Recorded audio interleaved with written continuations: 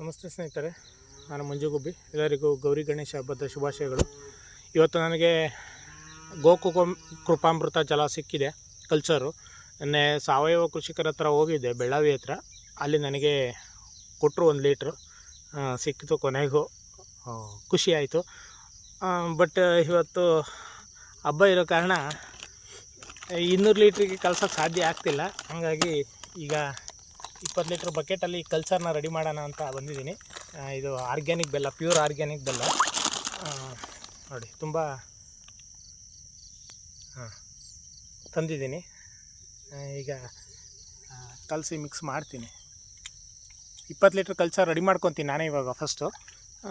first ಏನಿಲ್ಲ, ಇದಕ್ಕೆ 2 kg ಬೆಲ್ಲ, 1 ಲೀಟ್ರ್ ಮಜ್ಜಿಗೆ, ಹಸುವಿಂದು, ನಾಟಿ ಹಸುವಿನ ಮಜ್ಜಿಗೆ, ಮತ್ತು ಇದು ಕಲ್ಚರು ಹಾಕಿ ಮಿಕ್ಸ್